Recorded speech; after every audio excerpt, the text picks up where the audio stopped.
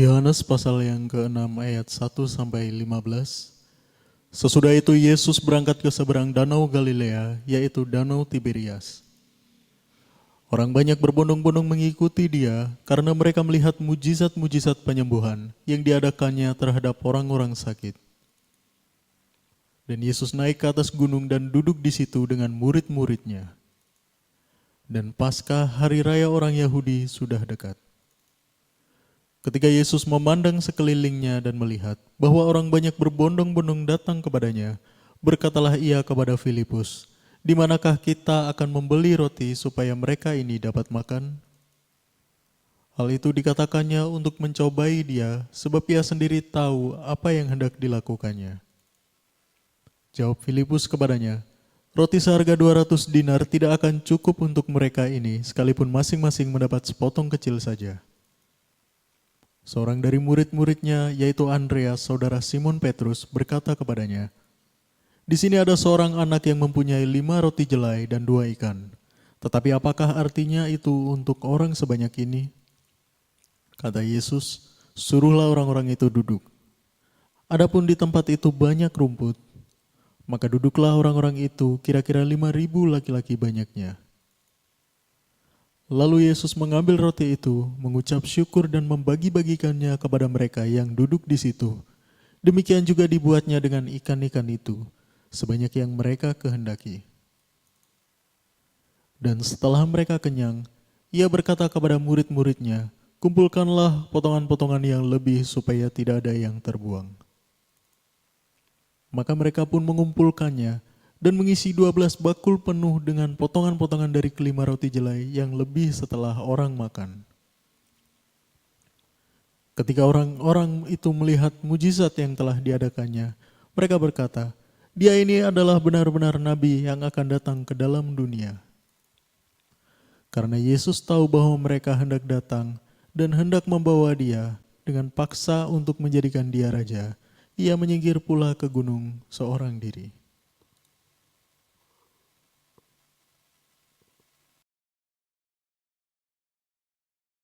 Hai, shalom teman-teman, selamat malam.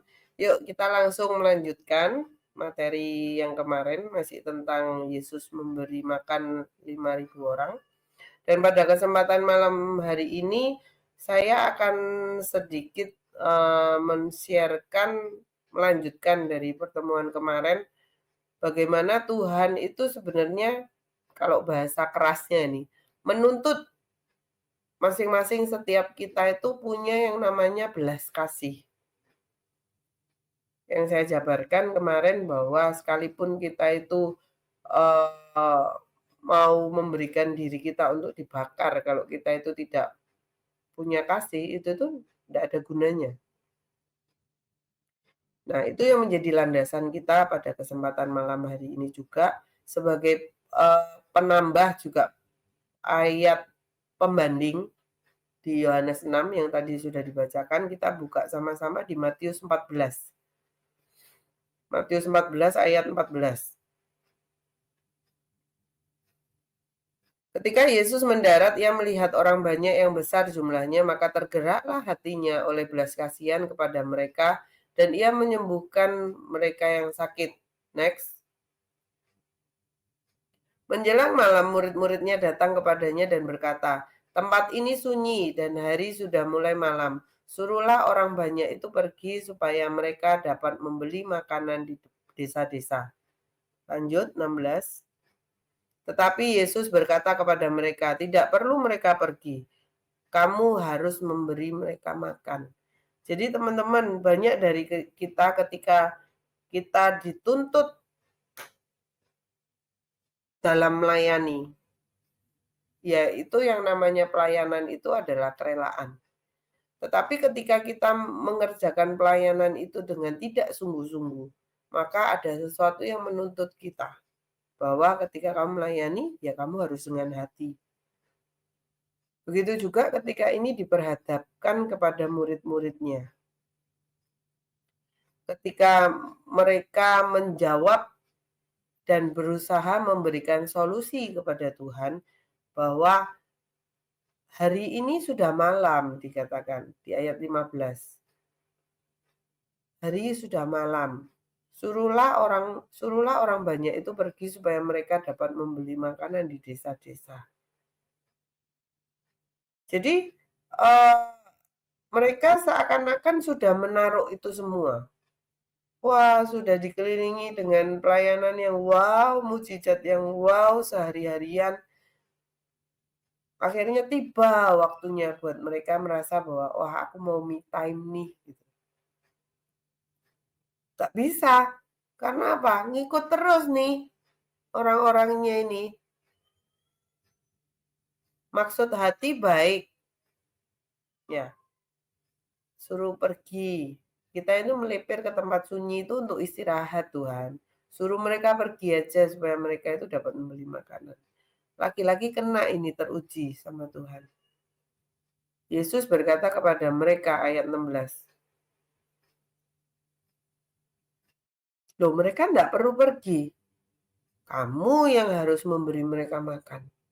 Jadi dengan tegas sekali Tuhan menyatakan bahwa kita yang harus menjadi berkat.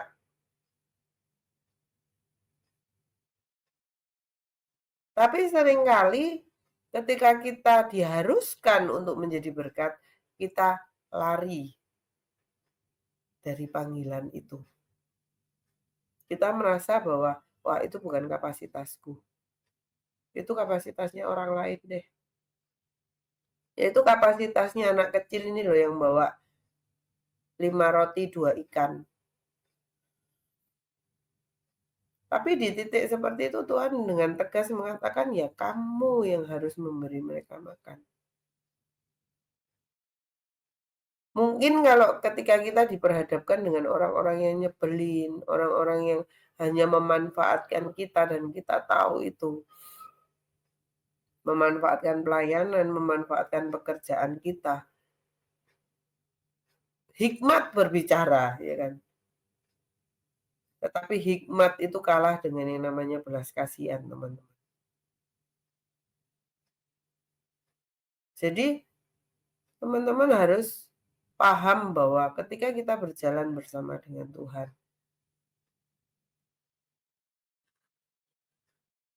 belas kasihan itu harus di atas dari segalanya. Dari segala apa yang kita kerjakan. Karena apa? Ketika kita mengandalkan kepintaran kita untuk mengolah manusia, benar ya, kita mengelola manusia, kita mengelola keuangan kita mengelola apapun yang ada dalam kehidupan kita. Ya tugas kita itu memang seperti itu. Kan kita disuruh mengusahakan, mengelola. Yaitu tugas kita. Tetapi sering saya gaungkan, saya sharekan juga bahwa kita punya 100% keputusan. Ketika kita sudah memutuskan 80% keputusan kita, kemudian 20% keputusan Tuhan itu datang. Maka yang 20% ini dapat merubah yang 80% itu, teman-teman. Itu yang saya lihat dari teman-teman senior saya di tempat ini, bagaimana gerak langkahnya jelas sekali itu saya lihat. Kita kan punya grup. Nanti mulai bulan depan aku nggak ngasih orang ini deh gitu. Tiba-tiba ketika datang harinya, ternyata tetap disuruh ngasih sama Tuhan. Ya tetap harus ngasih. Bagaimana ketika kita berjalan bersama Tuhan, Tuhan menuntut kita menjadi pembuat mujizat itu. Menjadi pemberi jawaban. Bukan dengan merampas milik orang lain, bukan dengan menyuruh orang lain untuk mengerjakan itu, tetapi diri kita sendiri yang dipanggil untuk menjadi jawaban. Diri kita sendiri yang dipanggil untuk menjadi saluran berkat itu. Diri kita sendiri yang menjadi pembuat mujizat itu. Jelas sekali di firman ini dikatakan, wah enggak usah repot-repot suruh orang yang beli, suruh mereka pergi. Enggak, mereka tetap di sini. Mereka enggak perlu pergi kemana-mana dan kamu yang harus memberi mereka makan. Jadi bagaimana respon hati kita pada malam hari ini? Ketika kita yang diberi kesempatan, yang saya katakan berkat. Mungkin berkat untuk melayani itu adalah berkat yang kecil dan dipandang hina oleh orang lain di luar sana. Kamu ngerjain apa sih di pelayanan? Apa yang bisa kamu buat di pelayanan? Mending kamu kerja dapat duit. Pelayanan dapat apa? Sudah tidak dibayar ya, masih dicaci maki, masih dipandang hina.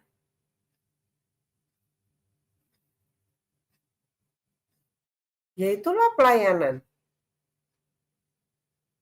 Di sini pun Tuhan menjelaskan melalui perkataannya ini yang di ayat 16. Menggambarkan bahwa kita ingat lagu maukah kau jadi roti yang terpecah bagiku. Maukah kau jadi anggur yang tercurah bagiku. Mau ndak sih setiap kita berkorban untuk orang lain? Atau kita sibuk dengan dunia kita aja? Atau kita sibuk dengan kemapanan kita aja? Kita sibuk dengan me time kita sibuk dengan bisnis kita.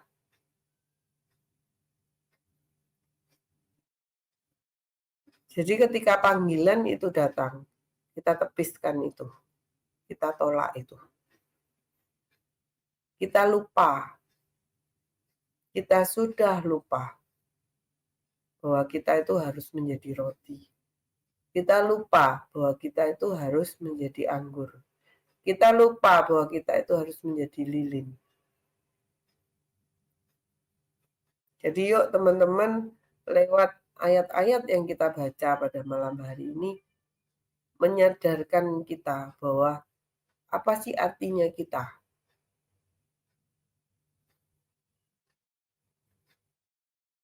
Kehadiran kita ini loh, punya arti enggak sih? Awal sekali saya jelaskan bahwa bagaimana kehadiran kita itu menjadi pembeda. Bagaimana kehadiran kita itu menjadi magnet buat orang lain itu datang.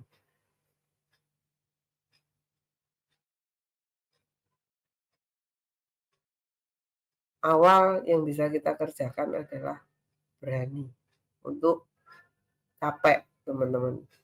Kalau kita berani untuk capek, berani kita itu mau untuk mengorbankan waktu kita. Mengorbankan apa? Badan kita ini loh, untuk pekerjaannya Tuhan. Di sela-sela kesibukan kita, ya kan. Saya ditanya oleh seorang hamba Tuhan, mau enggak kamu menderita lagi? Menderita sedikit lagi. Terus pertanyaan lanjutannya, yang benar melayani nyambi bekerja atau bekerja nyambi melayani? Kelihatannya sama ya teman-teman, tetapi itu berbeda. Dan aku pun tahu kedalaman hatiku itu seperti apa. Jadi saya menjawabnya dengan apa? Kalau pertanyaannya seperti ini rasanya saya akan memilih menjadi seperti Petrus, ya kan?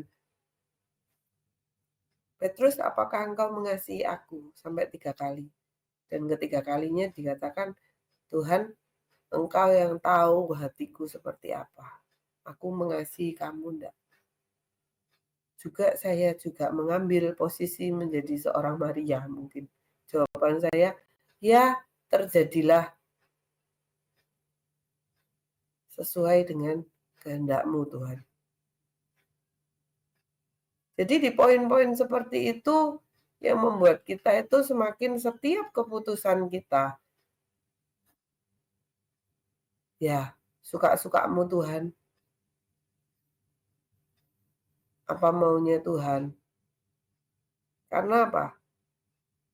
Ketika kita ada di posisi itu berarti kita menyadari bahwa semua berkat yang kita dapat dalam kehidupan kita ini, itu sumbernya itu dari mana. Dan ketika kita sudah menerima berkat itu, maukah kita menjadi saluran berkat itu? Itu menjadi pertanyaannya malam hari ini. Terima kasih teman-teman, Tuhan Yesus memberkati.